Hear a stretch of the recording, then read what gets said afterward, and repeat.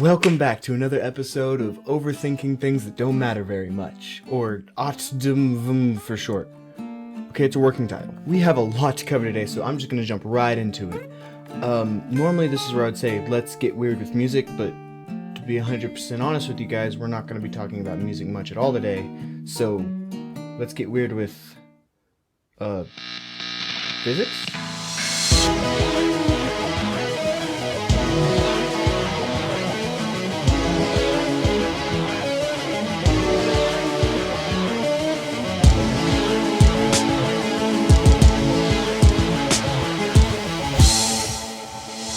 This is part 2 of my previous video on how to acoustically treat a room. If you haven't watched that, go ahead and click this link and that'll take you right on over there and catch you up to speed.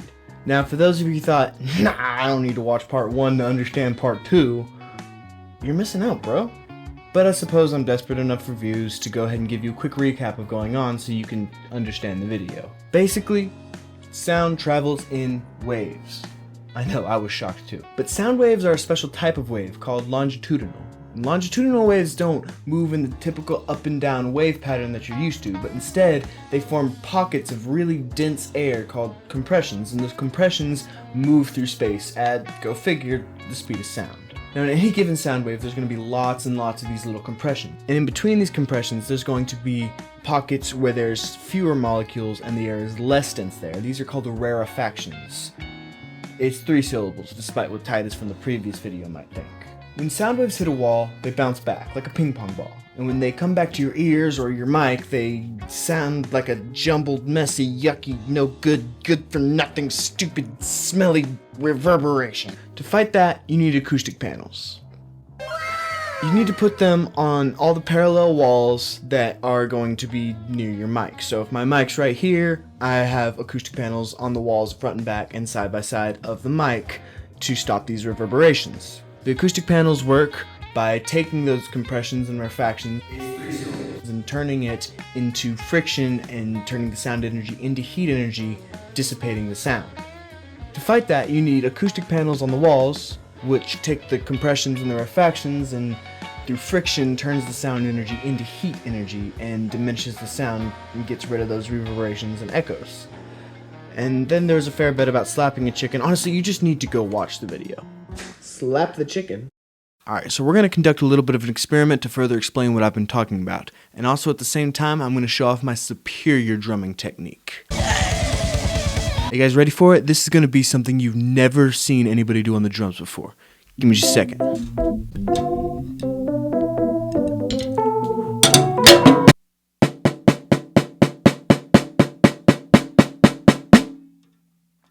Hold your applause.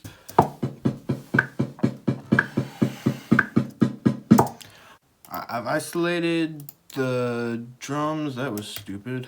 I've isolated the drumming part.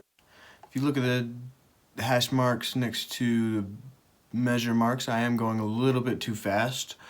That's the superior drummer's tempo. Real drummers play faster than they need to. Pro tip. That was a joke. Alright, I'm going to copy and paste it about 1,000,000 times. By the way, this is how EDM is made. Okay, yeah, that's not gonna work.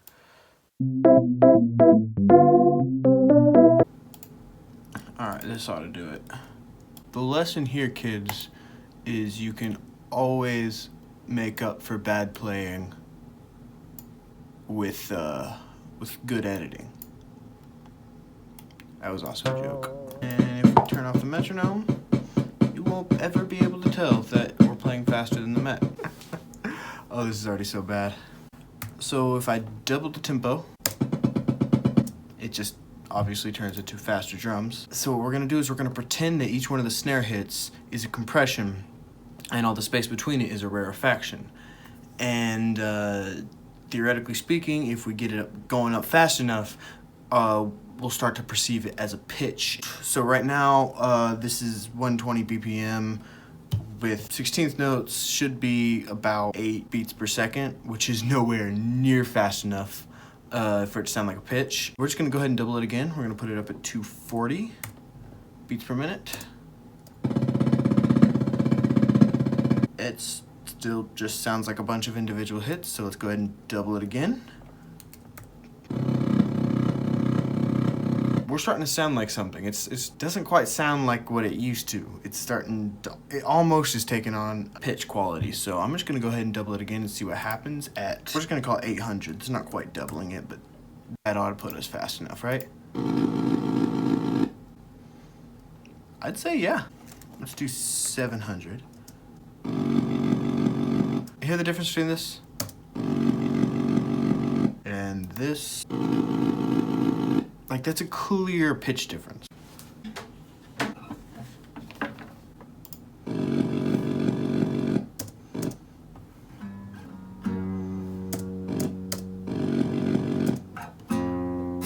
It's like between an F and an F sharp. And then if I put it up at 800,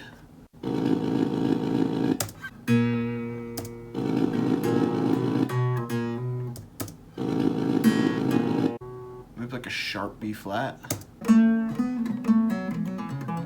Let's take it up as fast as it'll go. I think 999 beats per minute is the fastest. Nope, apparently 960 beats per minute is the fastest. Oh, let's see what it sounds like. It's a C, that is a clear C. It's a clear flat C. Alright, so give me just a minute to play around and we'll see what we can come up with.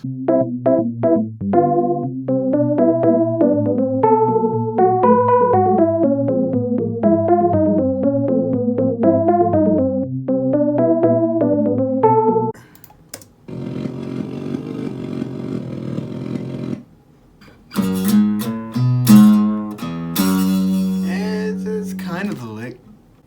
Okay, so now there's one part I would really like to revisit because I kind of glanced over it in the last video because it wasn't important. But now it is. So if you imagine a graph where this is molecular density, or how many molecules aren't social distancing, and this is space.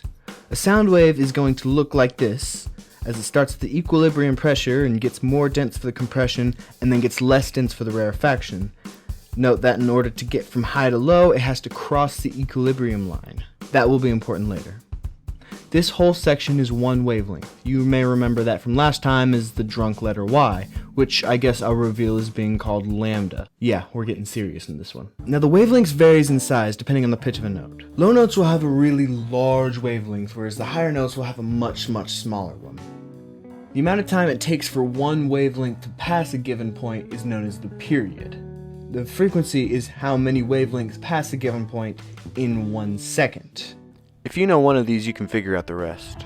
Let me show you.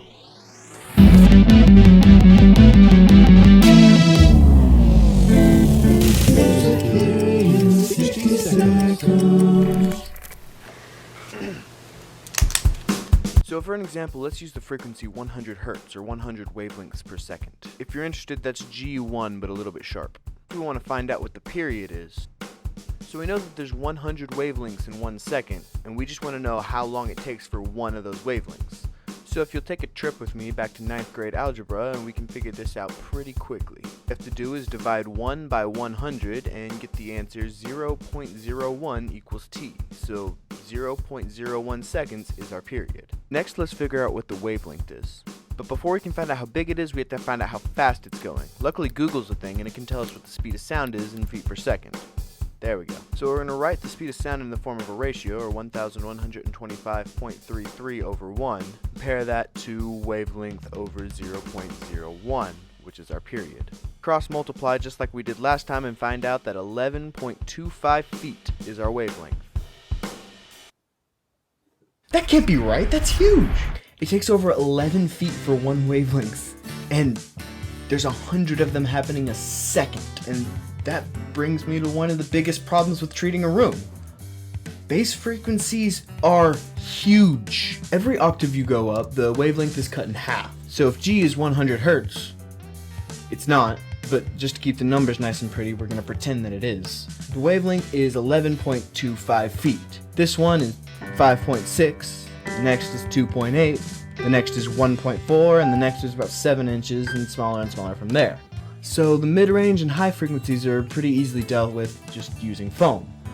But the bigger the wavelength, the less movement's going to happen inside the foam. The less movement happens inside the foam, the less friction. The less friction, the less heat. The less heat, the less absorption. So bass frequencies are just gonna cut through it like it's not even there.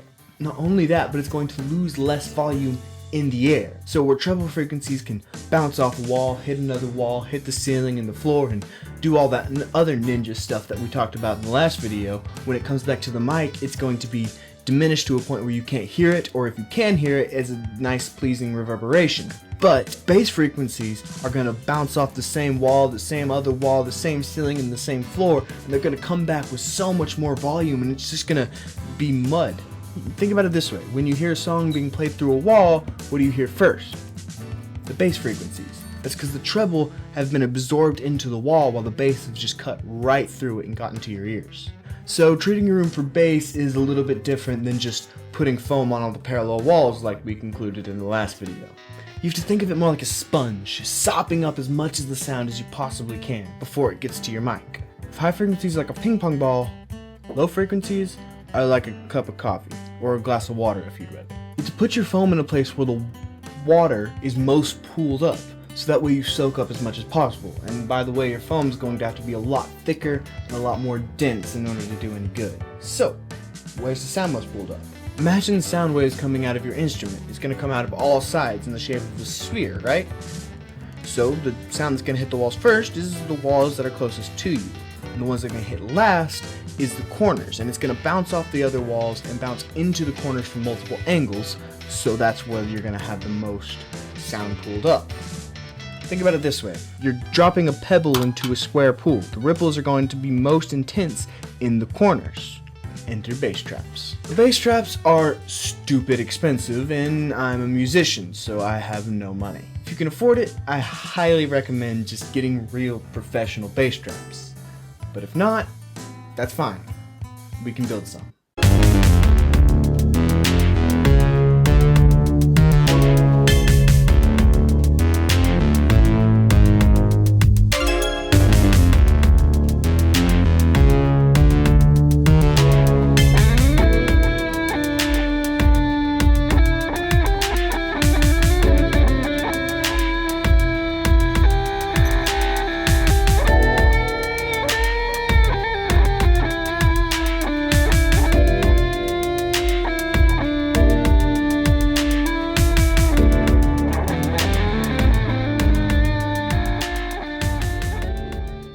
Now, like I said, this is not the recommended way of doing things, so I guess you could say I'm cutting corners. So this video is already getting kind of long, and I haven't even talked about standing waves yet, so I'm going to leave out the building process and put it all in a video right here. So if you're interested in that, go ahead and click right there. Here's the basics. I found a video by DIY Perks testing the best cheap home material for sound absorption. He concluded it was bath towels. So I went and bought a bunch of bath towels and built a wood frame to put them in that would nicely fit in the corners of my room. Let me show you.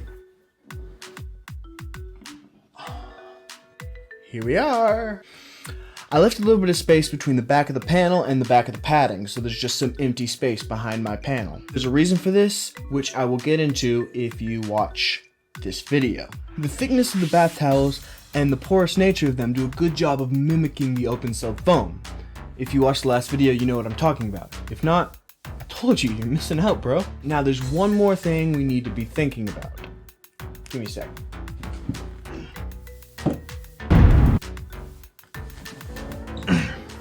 Let me tell you a story.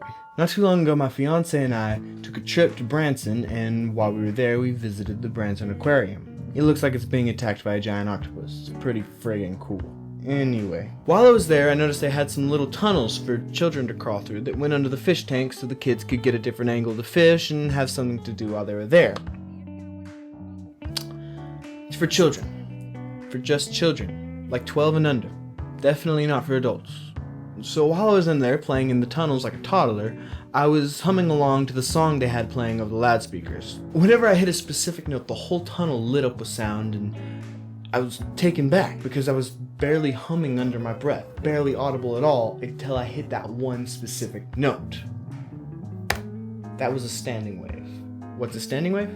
Think about it like this. Say the wavelength of a sound wave is exactly the same as the room you're in. The wave is going to reflect off the wall at equilibrium pressure and bounce straight off. To be a compression bouncing off the wall and trying to occupy the same space as a rarefaction coming this way. So the molecules will be simultaneously compressing and rarefacting. Well, what's that mean? It means the pressure difference will cancel out and be equilibrium pressure, which is just a fancy pants way of saying there'll be no sound. It'll be silent. But it gets worse. The compression will move further back and meet with another compression going the other way and make a super compression. And as they keep moving forward in that same spot, there'll be two rarefactions that line up and make a super rarefaction. So essentially, some parts of the room will be dead silent, and other parts of the room are going to be excessively loud. The quiet parts are called nodes, and the loud parts are called antinodes. To understand this a little bit better, I'm afraid we need to use math. So this room from front to back is 165 inches, or 13.75 feet. So all we have to do is find a frequency where the wavelength is 13.75 feet, right? Kinda, but not really. Do you remember what I said at the beginning of this video about a wave reaching equilibrium pressure between the compression and the rarefaction? And remember how I said that was going to be important? Well, it's important now. All that needs to happen for a standing wave to occur is that it has to meet a wall at equilibrium pressure. So our first, or fundamental standing wave, is going to be the length of the room equals wavelength times 2. So 13.75 times 2 is 27.5. 27.5 feet is the wavelength of our first standing wave, which is massive. So divide that by the speed of sound to find the period, which in my case is 0.024. And lastly, divide 1 by that number to find your frequency. In my case, it's 41.7. Or E1, but a little bit flat. That's not the only frequency that's going to be a standing wave, though. It's that frequency times every integer. So in my case, 41.7 times 1, 41.7 times 2, 41.7 times 3, etc., etc. When you figure these out as a helpful tool, you can look up a chart of what frequencies equal what notes. Here's one now. So my treble notes are a little bit flat of E1, a little flat of E2, a little flat of B2, and some of you more seasoned musicians may be able to look at a sequence and recognize it as the overtone series. And you'd be absolutely right. These two things are very tightly knit together concepts, but that's not important. What is important is how to get rid of it. So using traditional means, you can use really thick foam. They recommend that your foam is about 1/4 the wavelength. So in my case, I would need foam that's roughly 7 foot thick. Oh, that's not gonna work, is it? The other option is diffusion. If I keep from having any parallel walls, I won't have any waves bouncing back and forth and disrupting each other, and therefore can't have any standing waves. In a lot of professional studios, they'll have a wall with a lot of jagged angles and things jutting in and out like crazy, and that's for this exact reason, to get rid of standing waves. I don't have that luxury. Lucky for me, Oralex has me covered. Listen to me, I'm all, hey, come on down to Big Joe's Crab Shack. The jagged edges on acoustic foam lets a lot of the sound that isn't being absorbed reflect at odd angles to prevent standing waves. But it's not a complete fix. The little bit of absorption plus the little bit of diffusion that happens within these panels really help the nodes and the antinodes be a lot less intense, but they don't get rid of them completely. Whenever my money tree booms, I'm gonna buy a diffuser or maybe buy the materials to make one. But until then, the best thing I can do is just be aware of it. I've calculated out what the frequencies are that are gonna be a problem for my room, so now that if I'm mixing and I hear the bass really coming out, before I just immediately go in and squash it, I'm gonna maybe look and see if it's 41.7 hertz that's overwhelming the mix. And if it is, maybe try mixing on my headphones for a little while to get that under control, because my room is lying to me. I would definitely recommend anybody who's doing any mixing in a home studio like this to be aware of the standing waves in the room and know the bad frequencies so that they don't make any rash decisions in their mix when they don't need to be. Oh. Wow, we just covered a lot of information in this video. And there's only one way to be sure that you're not going to forget all of it immediately, and that's like and subscribe. It is scientifically proven that if you like this video and subscribe to my channel, that you will be 69% smarter. And not only that, you'll be 420% better at remembering things. Don't look at me. It's science. That's just facts. Numbers don't lie. The guy telling you the numbers might lie, but the numbers don't lie. Oh, anyway, I hope you found this video helpful. If you did, just consider giving me a thumbs up. And I hope to see you in the next video.